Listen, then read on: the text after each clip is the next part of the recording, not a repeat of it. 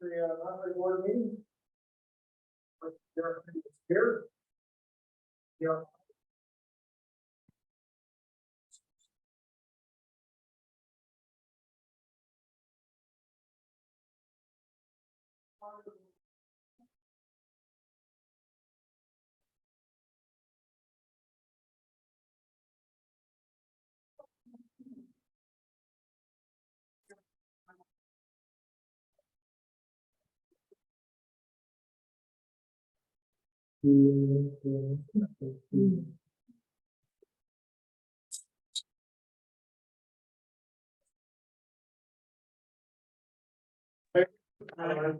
All opposed?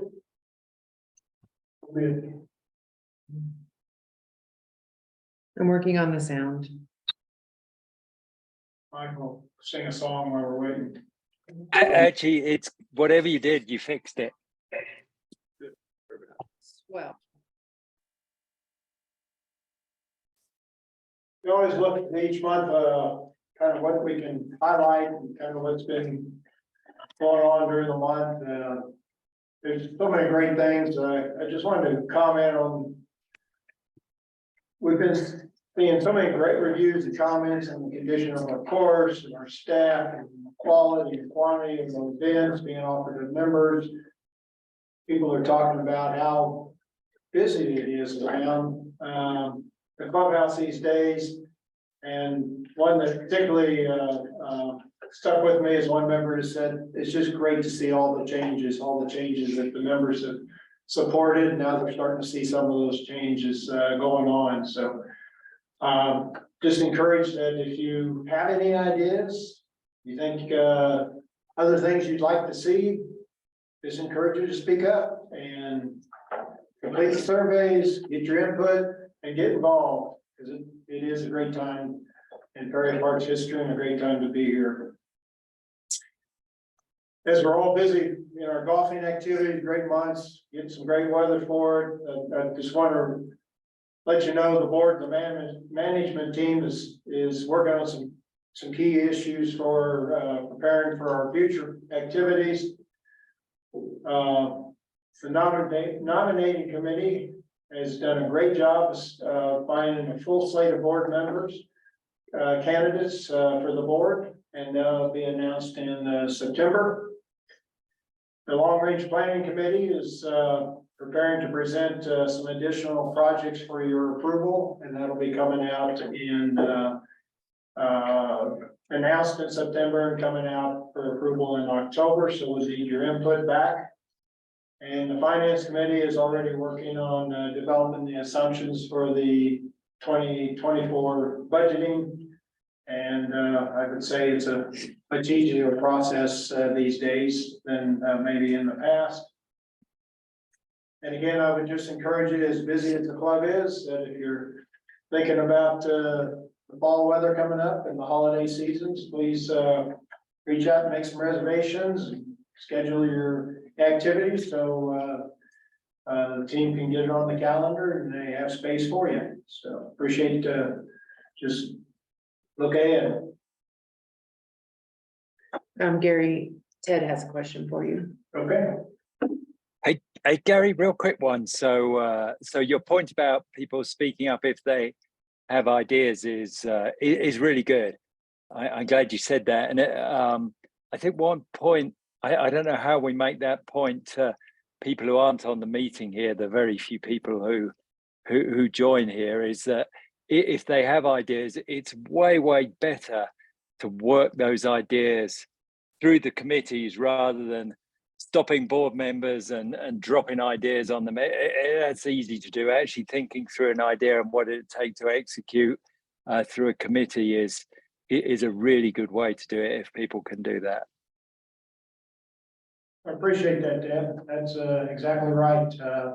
The committees, as you'll see, as we're making change to our procedures and making changes to how we operate, many of those ideas are coming up through the committees that are either through the House Committee or the GT&H Committee or Grounds and Greens or members. It's coming up through the committees. So Most effective way is reach out to the committees, committee members, participate, attend, or just speak up. And we'll get you in the right direction.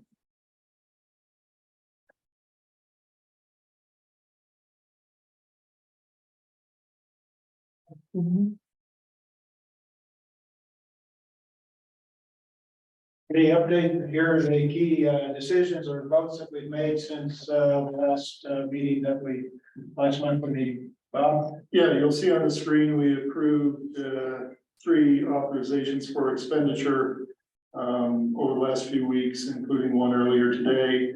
First was an uninterruptible power supply for the server room for new computer systems, and that was about $4,000.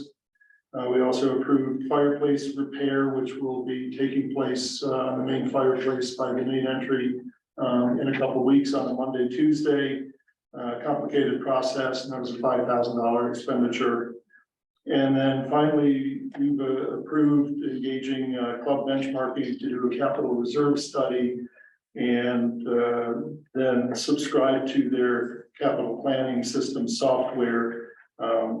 Initial startup of $8,000 for the study, and then $12,000 a year for helping us manage and plan our capital needs going forward. I'd ask Dan, just maybe you could give us a brief update to members, because this is pretty significant investment in the future.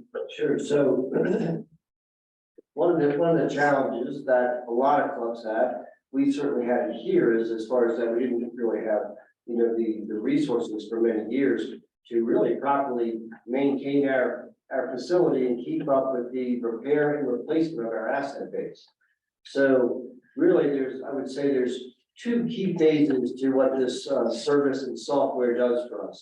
Number one is that they literally come on site, they will catalog and document every asset over $2,500, and they will gauge the condition of it and what the useful life is, and then not only give us an idea of what the replacement cost will be, but then they also have sort of like an inflation thing built into that as well. So that's a pretty big task. And what that enables us to do is literally look forward perhaps 10 years and at least get a pretty good idea of what the term that they use, that I think is a good one, is what is our obligatory cost? In other words, what's the cost? How much is going to cost us for the next 10 years to just sort of, keep this place running at a level that the members expect and deserve. Okay, so that's the first part of the tools to enable us to do that. The second part is to as we consider future and maybe look out a little bit further with regards to from a long-range planning perspective of what additional improvements that we'd like to make to the club.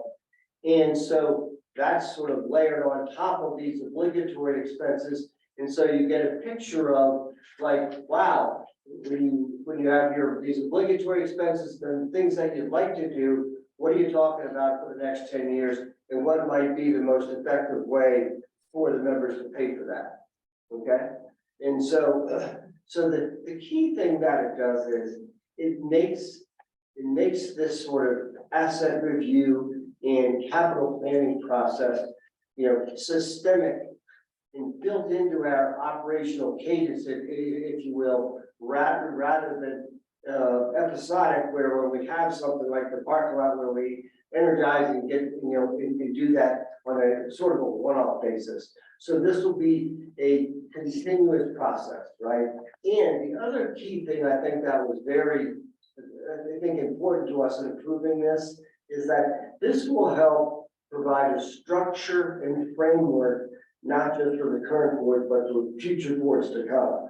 So and that was also real important to us, so that, hey, let's make sure we don't fall back into as far as ourselves in a situation where we can't afford the basic maintenance and repair of our asset base. Any questions on that? So Dan, I'd just like to add what was important to me is we do not have the resources with our current staff to be able to do this ourselves. And so in order to be knowledgeable about everything that we want to do in the future, we have to invest in this.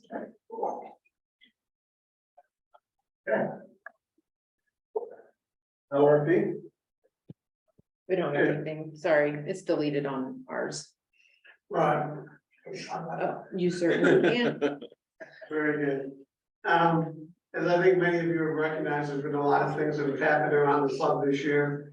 And we're continuing to plan for projects going forward. Those of you sitting in this room right now, when was the last time you sat in this room and it was 85, 90 degrees outside and you were cold? So we have the split units in and air conditioning really throughout the club. And so the progress made in a variety of different projects. One of the things we're gonna be going to the membership here soon is approval to do the car path on 15. So it would extend all the way up from Perry Park Boulevard down and link into the existing concrete that's at hole number 11 or 2, depending on how you're looking at it. But so we'll be going to the members. The cost for that is in excess of $100,000, and we'll be asking a membership for approval to go forward and do that work either late this year or early next year, depending on a variety of things, including weather and the availability of contractors and pricing and a variety of other things. So look forward to that coming out soon. There's also a variety of other projects that we're looking at that we're considering yet for this year. One of them is we have work to do on the dam spillway that needs to be done. And just a variety of other things. We're working on the memorial fire pit, recognizing Steve Hamline, and his company has made a commitment to pay for the construction of that. So we're working on the planning of where that's going to go and what it's going to look like in the next variety of projects underway.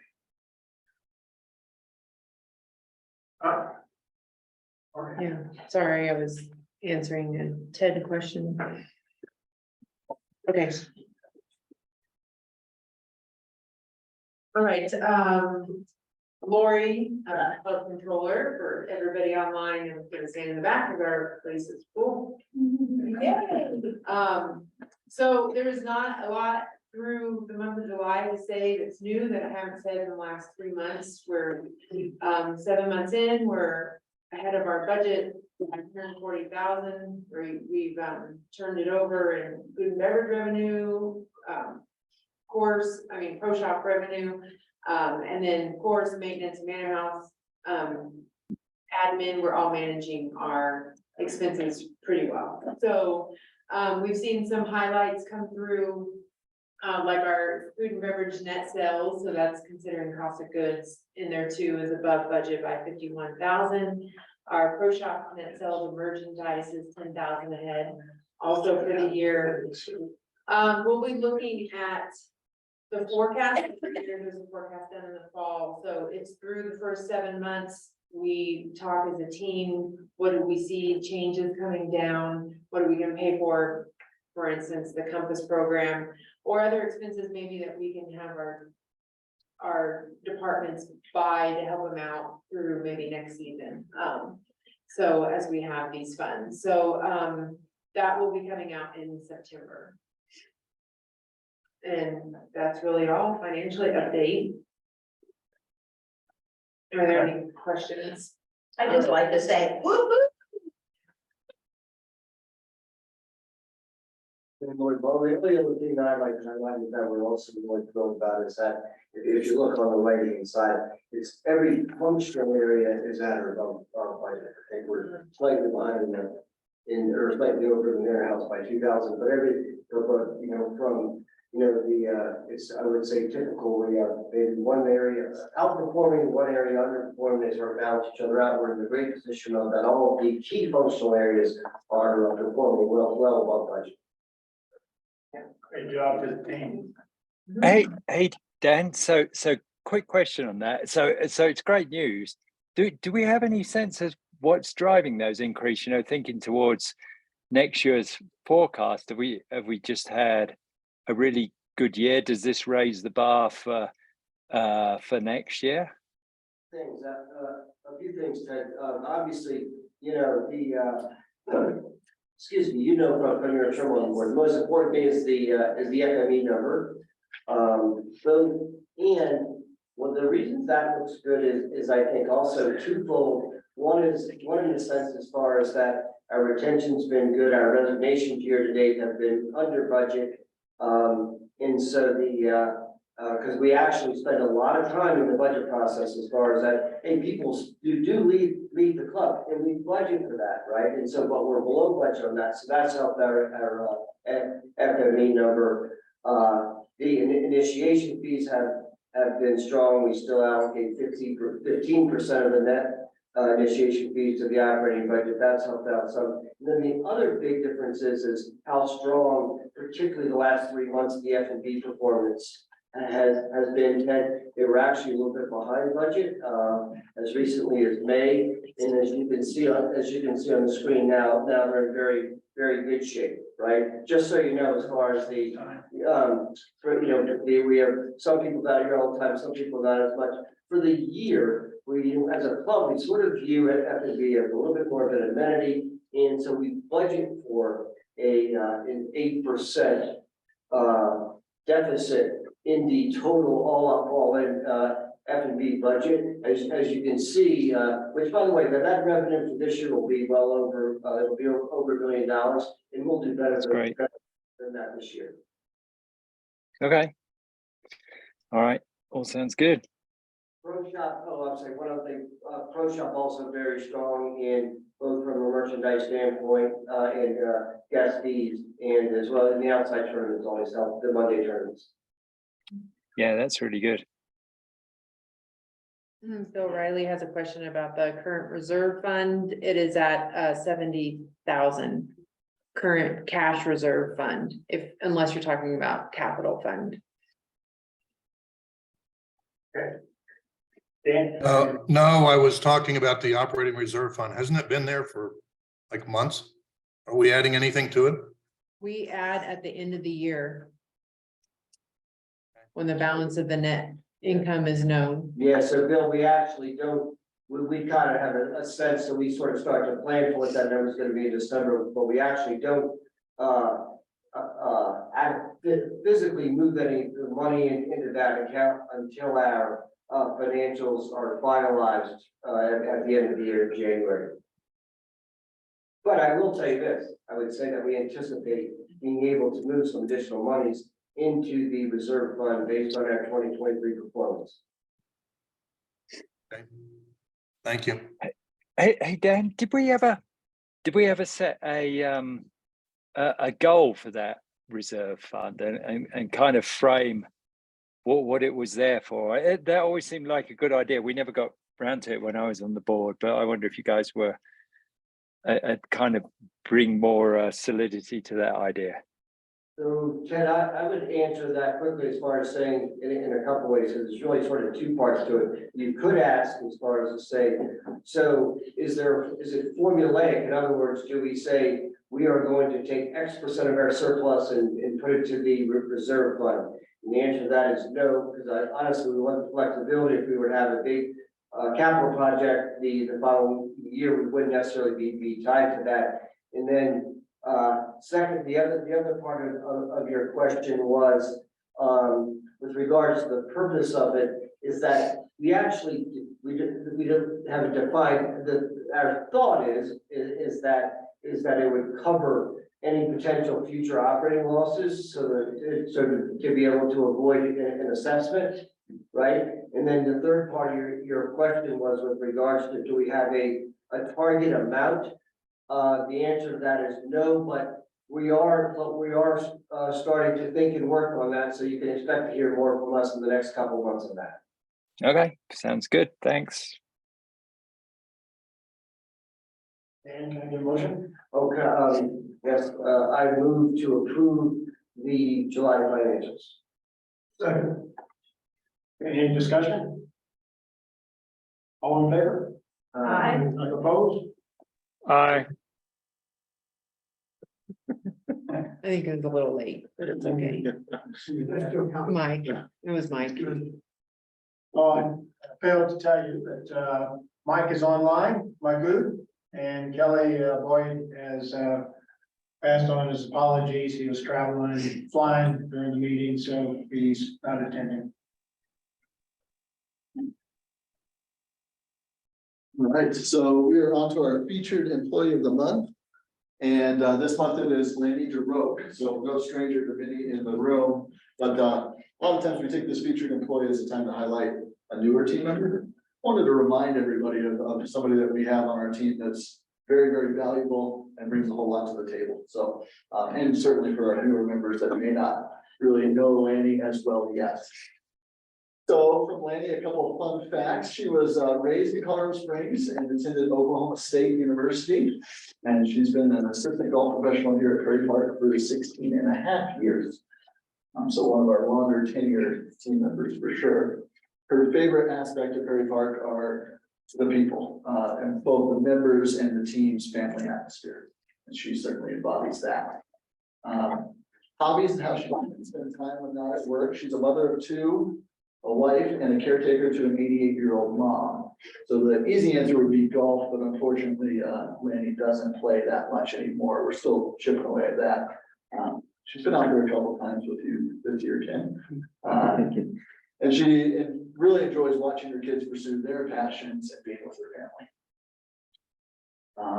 Her funniest or best, most interesting story, we thought was 16 years, way too many laps to narrow this down to one. I found one while looking for images of Laney's kind of golf career online.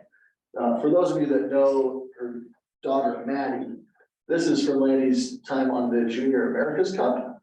And that's Laney there on that far right corner. She looks exactly like Maddie does now. Yeah, so when that comes out in the newsletter, you'll be able to see that a little closer. And she's spitting image of her daughter there.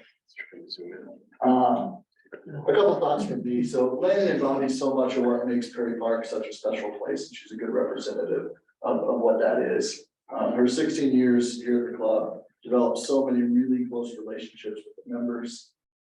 It's been such a valuable part of the team. Her family's gone from in strollers to in high school, and many of you members have watched that process happen. And so really fun to see them at the club during the summer times, here with their mom and seeing all those relationships that they have with the members as well. I lean on Laney, the right hand in a whole lot of ways. So they're in the golf shop and merchandising and operations. There's certainly a wealth of knowledge of what Prairie Park is, what Prairie Park's done. And my transition onto the team 3 years ago, there was, every 10 minutes I had a question for Laney about how do we do this, how do we do that? She's just an incredible resource for all of us to have. It really serves as the shop mom, which those that know us know we need it.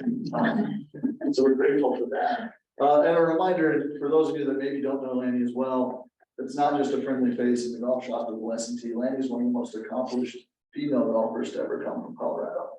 So represented the Junior America's Cup there for the state of Colorado, went on to Oklahoma State, played golf for them. She was the 1995 Oklahoma State Female Athlete of the Year. And then in her professional career, both won the 1997 Colorado Open and played in the 1998 US Women's Open. So played in a major championship, which for those of us golf professionals, that's only a pipe dream that will never be realized in my case. So, if you don't know Laney, make a point to get to know her. She's a special thing here at Prairie Park for all of us. I'd just like to add to that she is a great teacher. She really is a great coach. Really makes it applicable and something that's easy to remember. So I could never get across state. Okay, I'm not a very good golfer. I have a very high handicap. And she said, you just have to have more strength into that swing as you go across. And so the next time you try it, I want you to be thinking about, you're really mad at Jake, who's my husband, and I get over. So I use that little technique every time. So she's a great teacher and really relative. Told me the same thing about me. It's every time with Keith. Right, so that is it for our featured employee of the month, and Fantastic. tell Lanny, thank you for all of her, for helping the club. Yeah, fantastic. I'll stay here, because I think I'm up next. All right, so switching gears to the golf tournament and handicap committee and golf operations team update. Starting with a congratulations to our club champions. So both senior and club championships were decided this month. Dave DeFreitas was our men's senior club champion. Jim Cable, our super senior men's club champion. And Amy Morrow was our women's senior club champion. And then we had some defending champions repeat, and Ryan Riepel is the men's club champion again, and Amanda Jones is the women's club champion again. So Save on signage. yes, so there's a couple bucks on signs and really great representatives of the championship in our club. They're both very And humble. there's that invitation there. Well, we do have, of course, the champ, Tony Faust, our men's invitational winner. I don't know, we'll talk a little more about that too, but congratulations, Tony. That was, if you didn't see it, he won that in a playoff, and we had a putt from off the green. Really unbelievable. Did you see that? You might have edged out somebody over here. It was a thrilling finish. Reviewing handicap posting, so an uptick here over last month. 190 members are now complying with our 75% requirement. And I wanted to note a kind of a credit to all of you and your honesty, accuracy of your handicaps. It's pretty uncommon that we see somebody go well under par in that element, but in the club championship as a captive example here just recently, 62 competitors, so 124 rounds played, only 3 rounds were posted at net under par. So that's statistically well under what you would expect. Yeah. Accurate handicaps, bad golf, who knows? But yeah, so. Keith, may I ask a question? The 190 members within the 75% requirement, that's 190 out of how many? So quite a few members track a handicap with us, Bill, but don't participate in tournament events. So while they pay for their gym fee and I can see their handicap posting percentages, they aren't actively participating in golf events. So what we have started doing this year is those that are actively participating, when we run those reports and find them, we then reach out to them and get them back closer to square. So that's that uptick where I believe we had 175 members complying last month, 190 this month, because we go make contact with them and get those squared away. But So you didn't answer my question. How many members are posting? How many total members post? post, Yeah, 270 that actually post. okay, thank you. Okay, thanks. Yeah. All right, term registration, just a couple reminders. Fall Frolic, that says open. Fall Frolic just closed this week. That field is over 100 participants, so kudos to all the ladies bringing guests, gearing up with their teams. That should be a very fun event there in September. And then a reminder, we've taken a little time away from league play because of the invitationals and then club championships. But September, there are several league events. So hop on 4Ts and plan to play at both the women's weekend league and the men's league. They're early September and one at the end of September as well. And then a note for the men for that last event of the season, that is no longer based on your Sentinel Cup point standings. Everyone is able to participate in that. It's going to be a fun way for us to cap off our season. And I believe it's a young versus old, gentlemen versus players. And then this bottom of the page, force utilization report. I told you for many months, this may start to normalize a little bit when we stop getting rain all the time, impacting our tee sheet utilization. And I think this is finally a month that's a little more reflective of not getting steady rainouts all of the time. So yeah, seeing that we are busy, and certainly the mornings are the busier time. Tuesday is not our busiest morning, however, with group play, that does take out a block there that shows those tee times as fully reserved. But it's been a busy club, and just the reminder on my opinion to everybody is just be cautious of your fellow peers and your members on the tee sheet. If you're not gonna play, pull yourself off the tee sheet, allow that opportunity for somebody else to enjoy the club that day. Any questions? That seems like a lot on the utilization. Is that fairly sustainable and a good target area? I would still say that the nice thing is that even on like that, if you were just playing as a single member or possibly bringing a spouse or a friend, there's some opportunities within even those 90 percenters to find a spot. As you lead up to that, it's been busy, but expectedly busy. If we weren't busy in July, we would have a problem. So I think that's overall not a bad thing. Thank you all.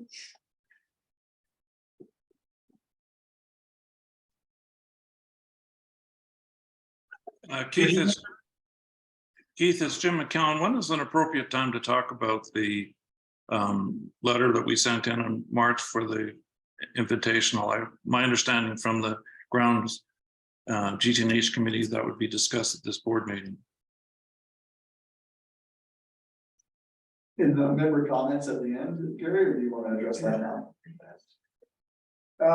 Let's go through these, and then let's hold that comment if you don't mind. Is that okay? Okay. Perfect. Good evening for those online, Jason here. Navigating the dog days of summer, we're midway through August, pretty happy with course conditions. Continuing to receive positive feedback, and with all the projects we have going on, happy that those are slowly coming to an end, actually. So that being said, it's really routine maintenance for us with all the tournaments and with the high volume of tee sheet capacity. It's more maintain turf, try to promote the same continuous conditions on the golf course. So staff's doing a really good job on that. We are down a couple staff members. We have had a couple of great college kids leave us this past week. So have a couple of openings that are really seasonal full time.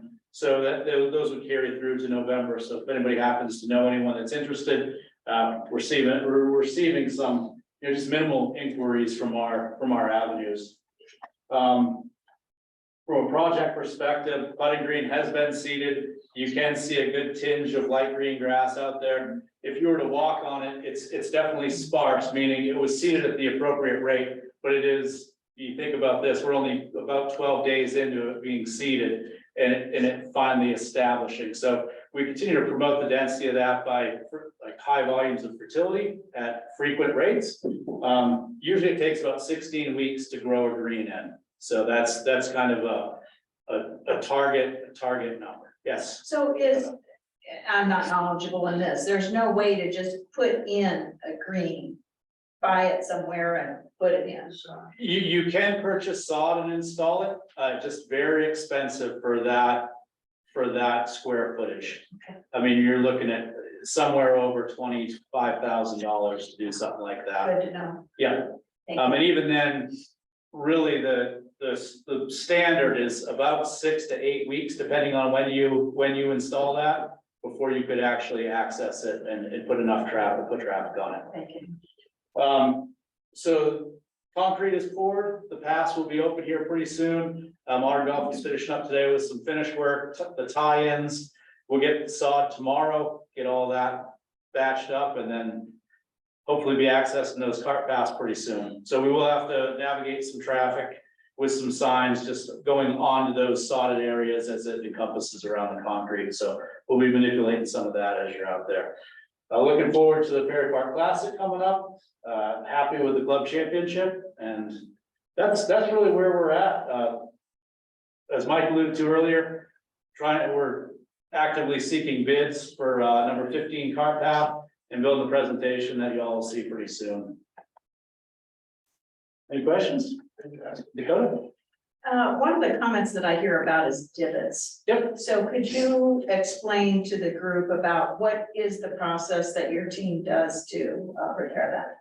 So from a divot perspective, and this comes up every year about this time, it starts late July, right? Because you have the longest days of the year, you have the highest tee sheet utilization. We go through large stretches of outside events, which depending on their format, right, you have, with these outside events, you're getting some individuals that are not really acclimated to golf and that don't know all the fundamentals and, you know, I wouldn't call them the rules, just the common courtesies, right? Similar to ball marks. But with divots, the challenge becomes if you're doing, and Lori put up the dashboard the other day, which I always look at the volume of rounds. We're very high in our volume of rounds. You're gonna have divots. Our staff, I'll be honest with you, we try to isolate and focus on certain areas, like number 4, for example, from about 150 in, tends to be a high volume divot area. So we'll go out and do the best we can to fill fairway divots. But we honestly don't have the man hours to accomplish that. And it becomes very difficult at this time of the year as well. From a grounds and greens perspective, in the last meeting, we discussed potentially an adopt a hole sort of program where members could adopt that hole and we would figure out and coordinate the logistics of being able to provide enough sand and seed that you could come out on a Monday afternoon, really after that Monday outing. It seems like it's the best time to do it, given our availability and the accessibility to the golf course. So that's something that we're working on. We have added a couple additional divot box stations, one that's at Max's in between the 2 restroom doors on the backside. So those sand and seed divot containers are present. You know, if people that are online are unaware, really behind number 2 green at the old Max's, we have one at number 1 tee. We have one by the fuel station at the Pro Shop golf cart staging area. We've added an additional one on number 5 tee that was out there today. And then we'll probably add an additional somewhere near 14 tees, just to help in that transition. We do appreciate a lot of the members that do run out of divot bottles and sand and seed really early because they are filling somebody else's, for sure. In terms of replacement, it really depends. Everyone has a different opinion. I would say if you're taking a divot 4 to 6 inches long and 1 inch deep, you can put it back and the likelihood of it surviving is going to be pretty high. Good. We've had an adopt a hole project before. Okay. I mean, did that come up in your meeting at all and how well it worked and? So I mean, there's some members here that could attest to that, I'm sure. I've been unaware there's been an adopt a hole in relation to divots. Maybe it's been with pine cone cleanup and some other maintenance items. Actually. Cool. Successful in my past clubs, for sure. Good. Thank you. I have a question online. I think it was Phil asking about the use of the chipping green. So, Phil, I don't have an open date for that yet, as we still try to grow in the putting green and the sod that we're laying tomorrow. We'll look to that in the future, but we do have to figure out and organize a way to keep traffic off the new putting green as well as that's growing in, and then it's gonna be something that'll be a challenge for us. Would you address your comment about the deer being on the putting green and? what we might- Yeah, so we've been pretty fortunate about, with traffic across that green, with the geese not impacting the seedlings. We did have some deer that ran across it the other day. In the past, clubs have utilized electric fences to prevent that from happening, and that might be an option for us. We want to try to navigate it, see how much damage we get. When it becomes to the point where it warrants that, we'll take action. All right. Electric fence will keep the members off too. When you replace the divot, Yes. with the sand, how long does it take for those grass to fill in? In terms of filling the divot with Yeah, with sand and sand. seed mix, ryegrass will typically germinate within 3 to 7 days. The challenge is keeping it moist enough. So it's always better if you have a large, let's call it pelt of turf, to replace it. And then when you are filling divots, please do it so that you're not leaving mounds. You want to put that sand out. Props to Keith for showing us how to do this on one of his videos on Instagram. Put the sand and seed mix in, smooth it out with your foot. Oh, that's good. Sir. And one more question from Ted. Hey, so this is for Jason and Mike. So it's really good to see that we're going to be having another capital project come up to do the 15th car path. That'll be excellent, especially for those of us that walk. Well, no, that wasn't my question. The thing that I'm surprised not to see come up is the pump station, because that's approaching end of life. It's a considerable expense, and if it ever fails, it's something we'll need to replace immediately. So I wonder why, or I wonder what you guys are thinking in terms of getting member approval for that, because it's going to be an expensive thing, and it's potentially imminent. So Ted, I think what I can share with that was when in our discussion with Grounds and Greens and in our discussion with LRP, really the guidance was, let's look at projects that we can accomplish at the end of 2023 that fit within the capital funds that are available, where we wouldn't have to go to the members for what we would call either an assessment, which I don't like to use that word, and or the consideration of the club taking a loan. The pump station, as you alluded to, it's a high dollar item. We do have two pump stations. We have a main pump station, and then we have a booster pump station. And looking at the pricing of those, not to get too deep into this, but though you are correct, those are above $300,000 a piece if we were to purchase brand new and replace. There's also a lead time on those projects. Meaning if you were to order a pump station today, it could take you 3 to 6 months to get that station built, because they're designed specifically for that golf course and your hydraulics, your electricity, your water window, and that such. So it has been a topic of discussion. It's something that's high on, I would say, and ranked number one in our priority list with Grounds and Greens and LRP. And I believe it's something that we'll be looking at bringing to the membership next year, because ideally there's also a window at which you would want to install that. You would want to install that pump station. Ideally, when we are blown out and we're not utilizing, because it's a 2-day, a minimum 2-day swap out and change out. So not something that we would want to do during the golfing season and irrigation season. Jason, I briefly, oh, sorry, Mike, you go. I was just gonna say, there's probably not a subject that's been more discussed, more studied. We've had separate breakout meetings talking about the issues related to it, the advantages, the disadvantages, the life cycle of those systems. The fact that they don't all go out at once. It's not like your car, the battery goes dead, so you gotta replace the car. So there's been a lot of discussion, a lot of strategy, a lot of planning in by several people who know a lot about this stuff. Jason and some of the consultants and the vendors and suppliers. And so it is an issue that's gotten a lot of attention, and we're never gonna be in a situation where all of a sudden the pump house goes down and the golf course goes to seed. It's just not gonna happen, so. Okay, all right. So that's an important point there, that the likelihood of more than one pump failing is very, very small. And if one pump fails, then we can trigger approval, replacement, installation quick enough that there won't be any damage to the golf course. That's what you guys have concluded, right? Yeah, there's definitely redundancy in that system. It impacts efficiency, but shouldn't be to the point where we have catastrophic failure.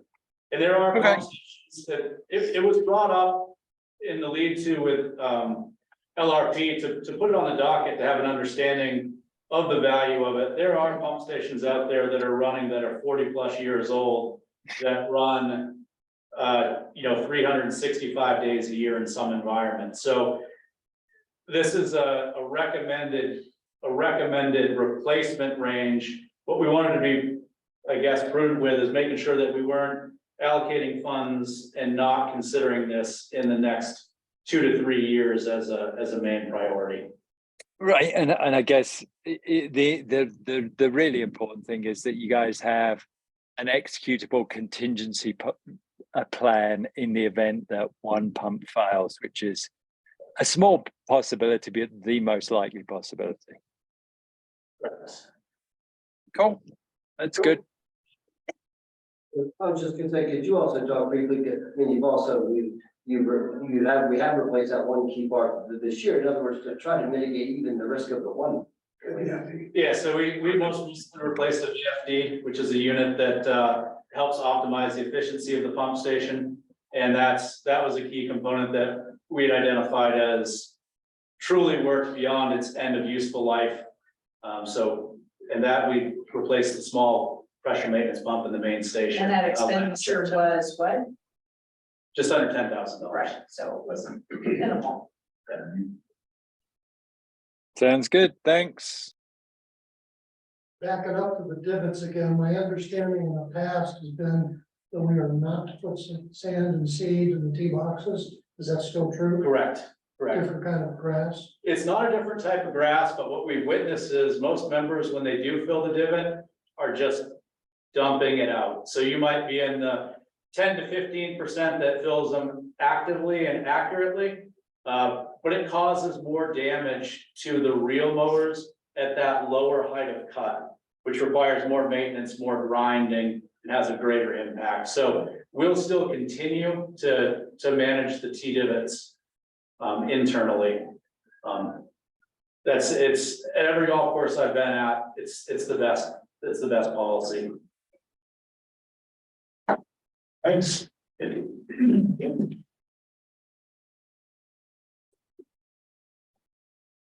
Hey everyone, thanks for attending tonight and also online, so. Lana here from membership. This is the most asked question, right now is the cap, where were our official answer? The end of July. Sorry, Zoom just dropped off, but appears to be back. You're good. Check. Somebody's on there now. Yes, I can see everybody. Okay, so our top 3 updates, the first one's gonna be, our acquisitions for July, 2 full golf, professional golf on the wait list, and 2 social. We did have a transfer from full golf to Centennial, and out of area to full, and then a leave of absence to full golf. Initiation fees are at $15,000 for full, $9,000 for junior, professional at $7,000, and social at $750. This is a breakdown of our member reports. So we've got 594 memberships of all different classes. And full equity is still our membership that has the highest numbers at 215. As far as our retention, we did have 4 resignations in July. One of our membership types had ended. And then there was non-use moving.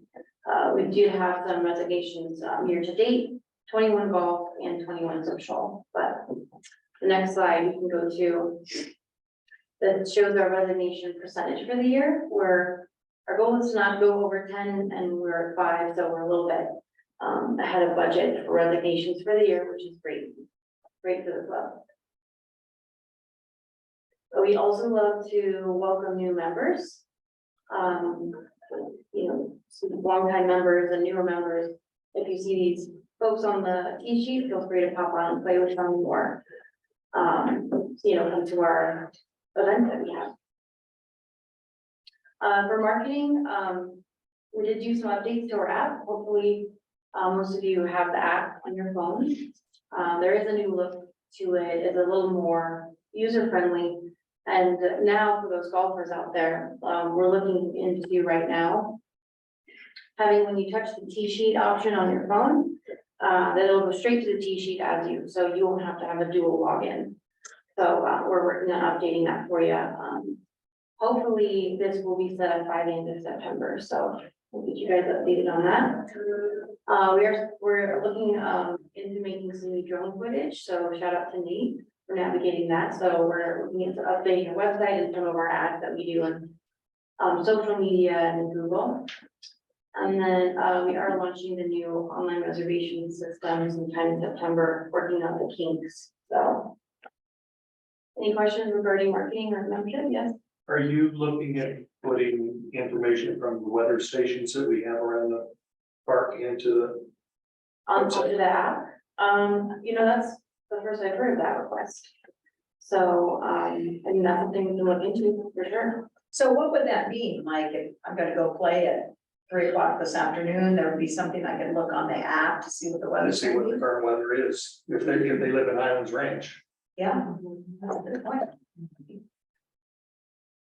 Lynn, I have a question. The online reservation system for what? For golf, for dinner reservations, for what? For dining, yeah, For dining. Okay, so it's only for dining. Thank you. yep. Atlanta, that 5% is a real challenge to get us there. Where were we a couple of years ago? Kind of what did we average? We were actually over budget for resignations since 2020, but that 5% is just on golf, it's not social, we don't factor that into that, so, we were on track last year, we were 6% the same time, and then 6 or 7 the year before, so Fantastic. we're tracking ahead this year. Great. Gary, historically, 5-6% is very low. We've been higher than that in the past.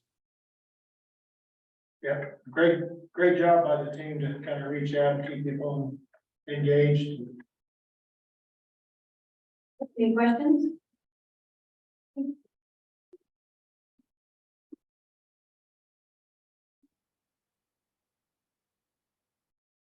All right, good afternoon, everybody. Chef Justin. We've been working on a couple items in the kitchen and all around food and beverage. Looking to upgrade some of the appetizer baskets to new, nicer looking plates for a better presentation. Just to have that wow factor when you look at the appetizer. I'm currently working on new menus for fall and winter. Looking for some new exciting items to the menu. I am still hiring for a cook, but I do have a person coming in tomorrow. So I can sit down and talk to her. And just a reminder that the club will be a full club closure on Thursday, August 31st. And just like to keep everybody in line for that. We'll be doing a special over at Max's for that. And then one other thing I'd like to mention is, I haven't really talked about food pricing lately, but right now food pricing is tending to it's starting to kind of lower compared to what it was last couple of years. So the price of beef is starting to trend down, which that'll benefit everybody coming in 2024. Chef, could you tell the members as far as also, just as importantly, your efforts with regard to, comparing food prices across the big vendors out there? Yeah, so I do my ordering system goes through 4 different vendors. I usually use, we have a new company that we work through is Bennett Keith, and their beef is trending to be lower than all the rest. It is Texas beef, but it is the prime beef that we're looking for. A lot of Angus products. I do still, I use honestly, I use them all against each other. Kind of. I will call them and say, hey, prices here tend to be higher. Can you get us better prices on other stuff? So last year we were purchasing our canned soda through Cisco. This year we're getting it through Denver Beverage. I just have to order it ahead of time, but the price is a lot better. get 24 cans for $16 instead of $23. So it's a lot of effort on trying to keep the numbers correct on that. Great news. Yeah, We had one question online about what's our club policy on the number of wedding foreclosures per month? So the club policy is one full club closure on per weekend per month. So weekends constitute Friday through Sunday. And being that this wedding coming up at the end of the month is on a Thursday, that's outside that realm. So we do allow more than one per month if it falls outside the weekend dates. Why? and, Why? Bill, did you say why? Why? I said, why? Because. How many full club closures have we had this year? Wait a minute, can we finish? Let's finish and we'll get to that. I'm finished on my side, we can move to Yeah. Kevin's side. Thank you, Justin. Kevin Brown here, Director of Hospitality. A few of the things we have to highlight for front of the house. We hired and contracted a new employee to help oversee front of the house operation. His name is Paul Roshens. He lives in Black Forest, which is not too far away. He has experience working at Colorado Springs Country Club as a lead server. Nate reached out to the general manager there and got some great feedback to his personality and the quality of work that he can execute. So also managerial side was the manager at the Speed Trap in Palmer Lake. He does have a degree in hospitality management. During the interview process, he kind of wowed us with his overall passion and his ability to handle specific situations. So we're happy to hire him and have him join the team. Final step is to go through a background check, but pretty confident he'll be here in a couple weeks. Next update is teaching staff members how to operate Jam. So Jam is the online reservation system. Members do see the website, which Lana kind of spoke to, how to create the reservation from the member website. It's now our job to make sure the staff knows how to input a reservation if it's being given to them verbally while members are in the dining room or the phone. So in addition to that, teaching the staff how to read specific notes, anniversary, birthday, request to sit by a window or the patio. So when you make that reservation, there's specific rooms that you can make the reservation in. So, you know, in the winter season, we might see a few more reservations in the brandy room. You have that ability to do so. The beauty of the system that is when there are so many reservations for a specific area, it already knows how to allow people to make reservation or not make that reservation due to the availability. So with each reservation going through Jam, when you input the information, we know exactly who the member is. So that would be helpful, knowing exactly who's attending for that reservation. Kevin, let me just interrupt. So some people struggle with doing computer reservations.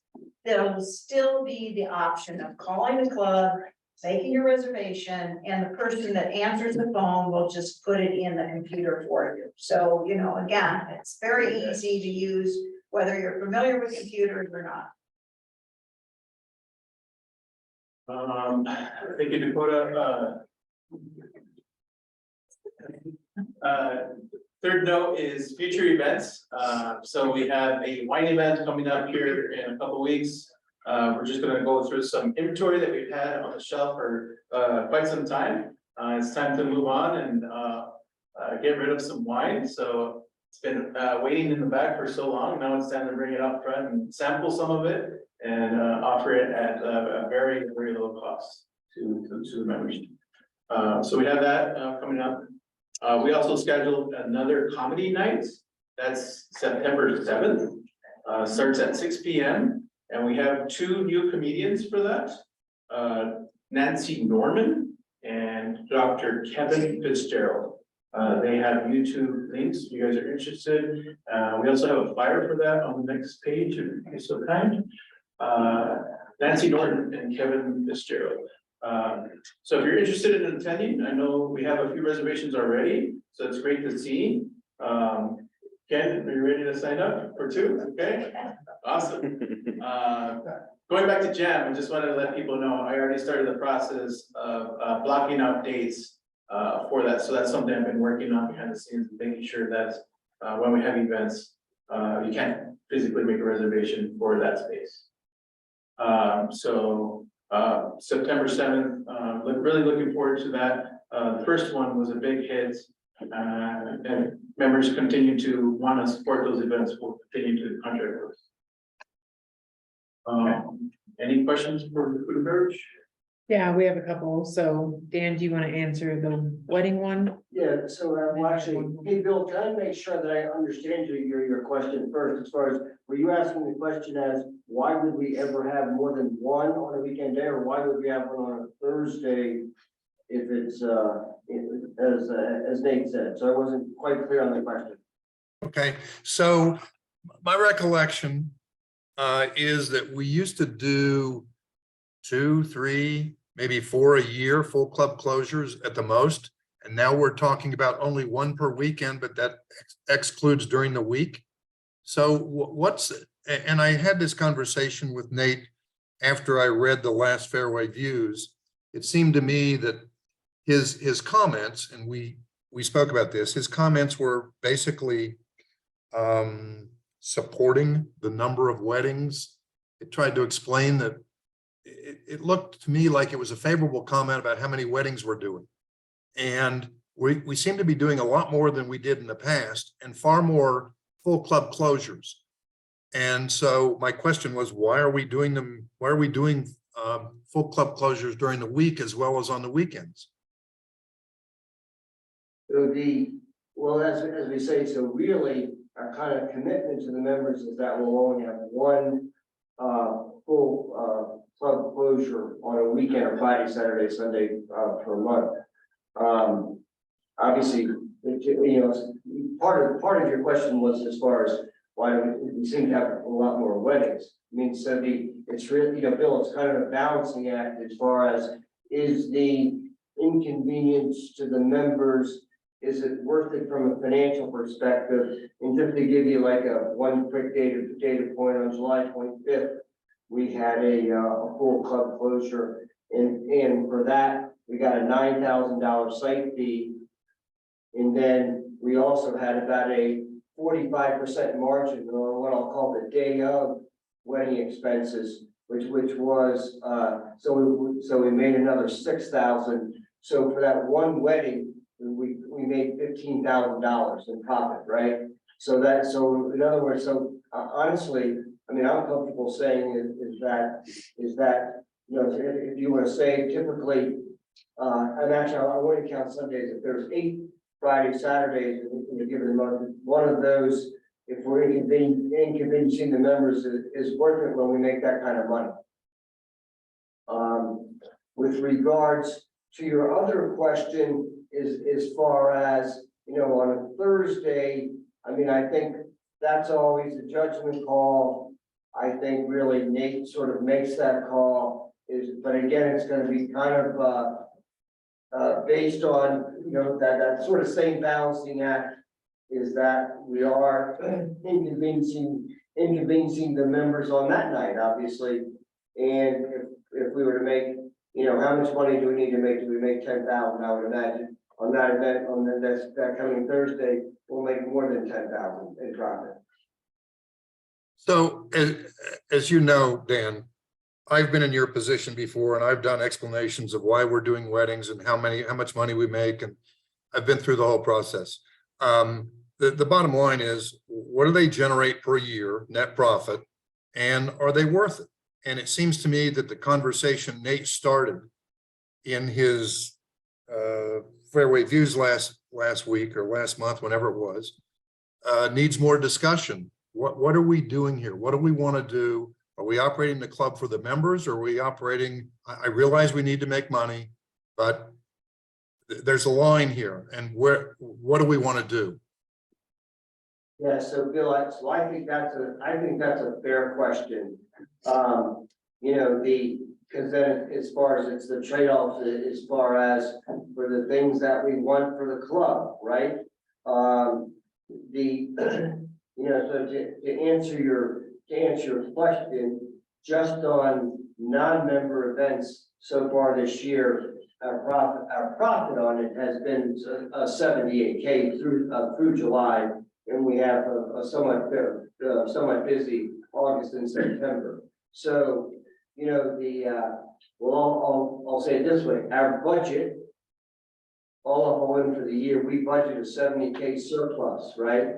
So as far as, so you could almost say, you know, without this wedding and other event profit, right, that we might be running at a deficit. And so then you would, you know, talk about as far as, you know, how does that impact member dues? Would that be worth it to the members to not have any outside weddings? So I mean, as I'm sure you can appreciate, though, it's a worthy debate, right? My personal opinion is, as I'm sure you can tell, is that trade-off for that one weekend day a month is worth it to enhance the club's financial position. So it's interesting, Dan. Nate's calculation in the article that Bill mentioned there came up with a number of $15 a month increased dues would cover the wedding profit.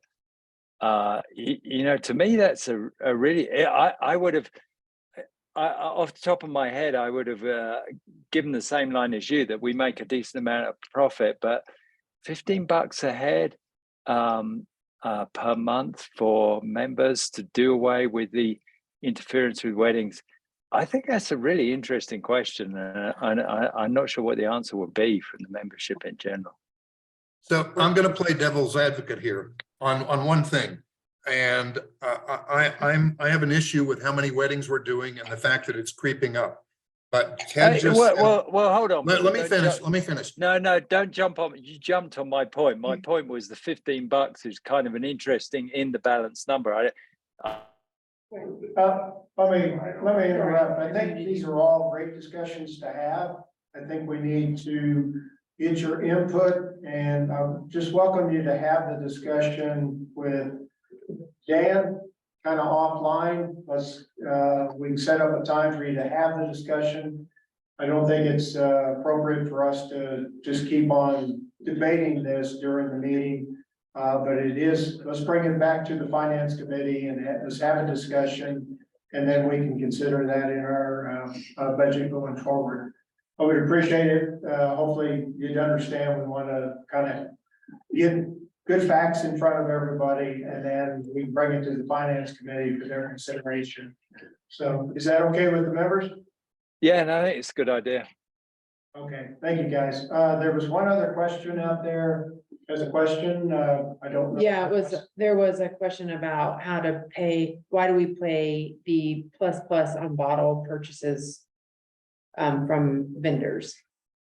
So wine, I'm guessing. Okay, I think this will be addressed. This one's for you. Andrew. Yeah, we've talked about this before, especially on big events, especially whiskey tastings, wine tastings. And the amount of effort that Kevin puts in on those events, I don't know if it's dealing specifically with that, or if you're just coming in and buying a bottle from the staff and walking out with it. But obviously there's time and effort that Kevin and his staff is putting into working with these vendors, making these purchases, inventorying these things, and then executing that purchase. I don't know if you're walking away with it or if you're having it at the table, but there is a level of service that we're providing there. Hey, so related to that point, so I think that's a fair response, Nate. I'd agree with that. But related to that point, why do we're the only club I know anywhere that allows members to buy out their minimums using wine at the end of the year. So, you know, people have a $750 minimum. They get to the end of the year, they've only used 500. They buy out $250 worth of wine. We're the only club I know that do that. I don't know whether that's something we want to think about cancelling, just leave where it is because it's no issue. I guess if we're getting plus, then it's probably not an issue. Sounds good. There was another question about invitational. No, we were gonna address that at the end for member comments. That's what I Okay, right, responded back to for the men's invitational. There was a little bit, do you have chat open, Gary? I don't. I mean, Are we at the end of the? yeah, that's done for. Okay, so for member comments, let's go Yeah. to the member comments, start with. So we should have, we should have Ray present first, talk, he's spent his time reviewing the results of the invitational in his care, so. Okay. That would be best. Well, first of all, I'd like to say that I think the 50th Invitational came off as well as we could have ever hoped. The credit goes to the staff, and I'll get into more detail on that in a second. We had preliminary look at the financials for the tournament. It's not finalized. There's still some invoices and stuff to come in. Right now, the net financial impact to the club is a little bit over $20,000 for that tournament. That's revenues less cost. I won't go there. In order to do that, though, we're going to end up using most of our contingency 50th anniversary fund. Right now, I expect us to use 18,000 of the 20,300 that is out there.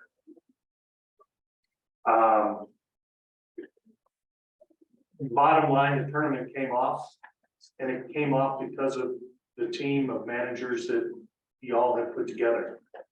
On Thursday, we got most of the round in. Most teams had little over two holes left to play before the rains came down. We had to figure out what the impact of that rain was going to be on the tournament. And it kept coming down, and it kept coming down. And I can recall Jason coming in and saying, the course is unplayable.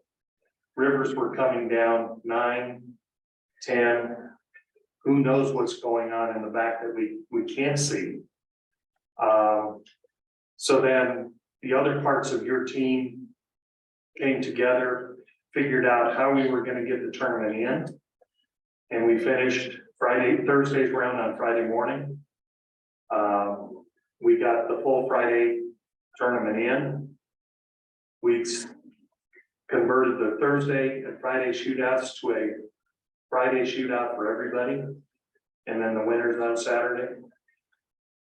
But I'd just like to acknowledge your staff, from your managers all the way down to everybody that made this thing work.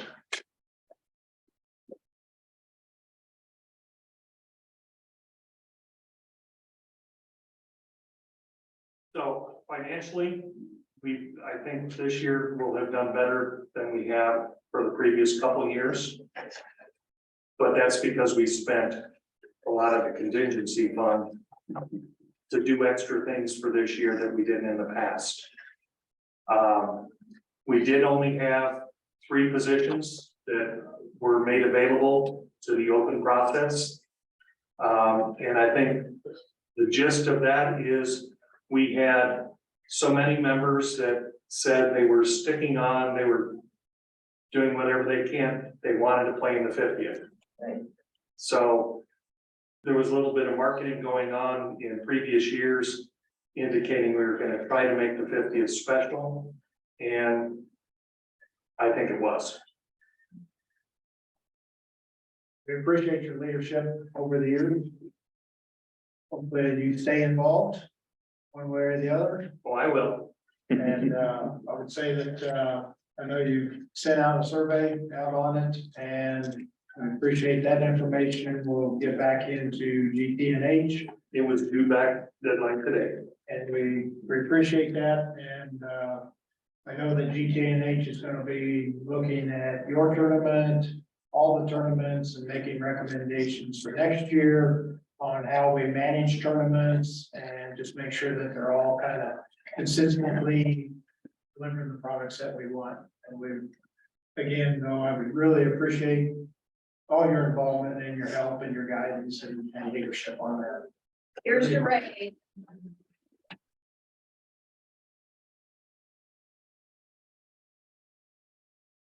Are there any other questions out there? Well, we need to allow Jim. Yeah, nothing on chat. Not sure if Jim is there. I'm here. I'm waiting for Roy to give me the green light to go ahead. You got it. Okay. I just wanted to resurrect something that there's a letter that 15 of us sent to the board of directors on March 28th. And I have several points, but the primary request was that the registration process for the invitational be open and equitable for everyone, so everyone has the same opportunity of participating. The letter was directed over to the GT&H committee, and there was a meeting in April that I participated in, and then it was determined that it would be concluded on after this year's invitational, and Kelly in particular said he wanted to address it and bring it to resolution before he left the board. It was discussed again in August, along with Ray's report on the invitational, and the feedback there was that the GT&H committee doesn't have the ability to make this decision. Rather, it's a board of directors decision, and in fact, the invitational committee doesn't report up through GT&H, which is potentially another issue. I have, over the last 4 months or so, talked to, I believe it's 5 of the current board of directors, and 4 of them expressed that they were very supportive of having something which is open for all members and equally, not just restricted primarily to existing or last year's and potentially the year before's participants. And I believe in terms of the letter I sent, there's probably 5 of us that are either are participating online today. So I was trying to get a sense as to where this is going and how it's going to be resolved. I was led to believe in the August meeting is that it would be addressed in this board of directors meeting. And I haven't seen anything on the agenda. I'm not sure whether that's the case or not. And I'd be happy to go through all the points as to why we feel the way we do, but I think it's pretty self-evident and self-explanatory, and the board of directors all have a copy of this letter. I'll talk to that briefly. This is Gary again. What we don't really have through GT&H and through all our invitationals, all of our tournaments, is a well-defined how they all relate to each other. Any simple guidance to all the tournaments that we hold, what are kind of the criteria that we would expect as being part of our club. And so what and Kelly's not here to talk to it, that's why I'm talking to, is what we want at the end of the season. We want to get the feedback from each of the tournaments, our league play, our tournaments, to see what guidance do we want to provide to all of our tournament directors and our committees, and what feedback we're getting from each of those tournaments. We've asked the tournaments to do a post-tournament review, provide comments on either complaints, things that went well, recommendations going forward, And so essentially after the golfing season, we're looking for GTH to help us, and the board will be involved to pull together some guidance. And then as we set up our schedule for next year, providing that guidance to all the tournaments, participation, time of the week, who it's open to, what's the registration process. And I'm not precluding that they all have the same process, but one that they have fair. So that's kind of where we've headed. We've identified, we've had comments on multiple tournaments, things that could be improved. But we want to provide that guidance to all the tournaments, all the committees, the league commissioners about how we kind of coordinate all this as a club, so that we've had a great history of some very successful tournaments. And we want to also capture some of those lessons learned in the guidance. So that's why we haven't addressed it yet. We're waiting for the end of the kind of the key golfing season and the tournaments, so that we can collectively not make one decision on one tournament and do something different on other tournaments. We want to provide some simple guidance across the board. And Jim, we just went through our food and beverage surveys in the first half of the year. You'll see a survey coming out on course conditions and playability the first week of September.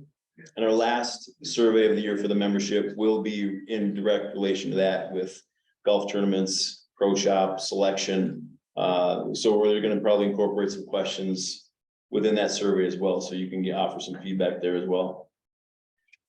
And will the questions include the registration process for the tournament? Recommendations will, that we do come out with, we need to address that. Because it has been brought up, and we need to be clear what that would be. But, I mean, it just seems to me pretty fundamental as to whether we want the club to be inclusive or not. that's why we want to talk about it, so that we have a clear guidance for everybody, what that is. Comments from the, Ray? Naturally, it's coming from me, Ray Iverson. I feel very strongly that our registration process for the invitational needs to stay as it is.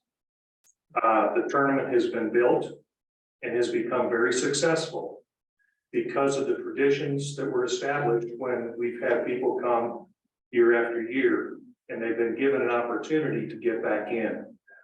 We have members that have already started the visa process to get back into the country for next year's tournament. People are making vacation plans to get in next year's tournament. We have in the past, with the exception of this year, typically we get 10 to 15 out of the open membership, which represents 15–20% of the field, which personally I consider to be a reasonable turnover within the tournament. We expect next year that we'll have several members who, because of age or golf talent, you might say, don't want to play from the whites anymore. So they're going to drop out of the invitational, but it was their goal to make it to the 50th. So I almost think it might be a moot point going into next year, because I think we will have a significant number available. I can't guarantee it, but I think that's the case. But that's exactly the input we need in developing kind of the guidance that we need kind of going forward. So I would encourage GTNH will take it up. And we'll engage the board as much as we need to, and let's get the input so that we continue our traditions, as well as build on what you've done very well and build them into other tournaments, so that we all are kind of following the same kind of guidance. And if there's different registration processes for each of the tournaments that fits for that tournament and make it successful, I'm open to that. I think the board would be open to hearing what the recommendations are going forward, so. And I'd like to add one last thing. As I read the letter, it was trying to get. They were having a hard time to get into the tournament. Actually, Ray, that's not the purpose of the letter. And quite frankly, it doesn't make any difference to me whether what you call open, whether 0 people get in or everybody gets in. The people that signed the letter, the 20% of them were people that were already in the tournament. And the 20%, and the tournament represents 20% of the members. So it was a cross section of the members that expressed this. It wasn't just people on the outside trying to get in. Again, let's take this. I think it's a lot more fundamental than that. It's whether we want the club to be inclusive to everyone, or whether we want to set aside a group of people that have more privileges than others. In fact, I believe if you look at our bylaws, that the way we do it now would be in violation of the bylaws and what constitutes a 501c7 company or club.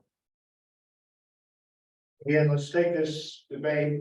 I think we've expressed the concern, which we want to hear, and we want to take it to GTH and get the input and come up with all of your input. So I would encourage, as we go through this, to come up with what are the solutions to each of our terminals.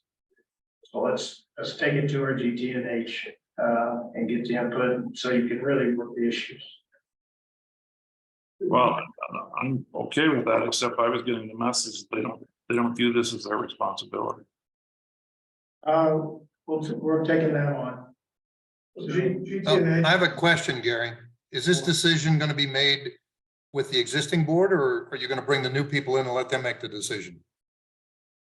We're going to work it over after the season, so I don't have a timeline.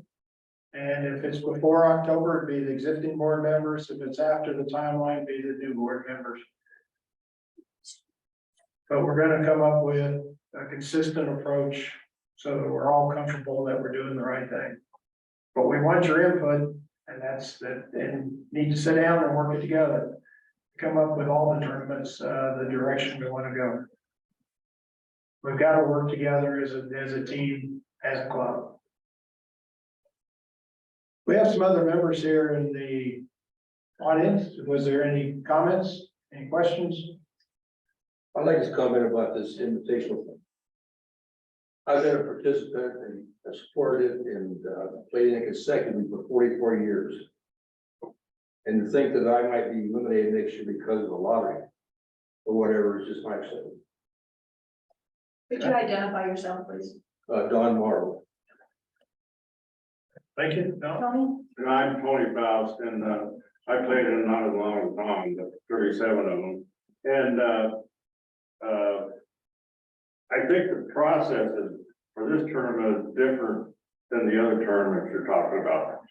I mean, I've been on the committee a long time, but I know Ray's been on longer, and the process starts about now for next year's tournament. And I don't think we'd be in a position to wait till after October or November to get started on some of the planning that goes into that. Okay. So I guess my comment would be that maybe at least make an exemption for next year so that we could get the planning going and get it started for the 51st, and then if there's a change after that, I guess we have to address that. Okay. Anybody else? This is exactly what we want. If we want members to bring issues, let's get them worked, let's get them resolved, let's work as a club, let's come up to a resolution that we all can enjoy. So it's a great time to air issues. Again, let's get it back. Let's get this to the committee on this issue. The wedding issues, let's get it into the finance committee so they get your input, get the real data, and we'll come up with great solutions for the club. Okay, is there any other comments? Appreciate everybody's time. Thank you for attending. I move we adjourn this meeting. Second? All in favor? Aye. Aye.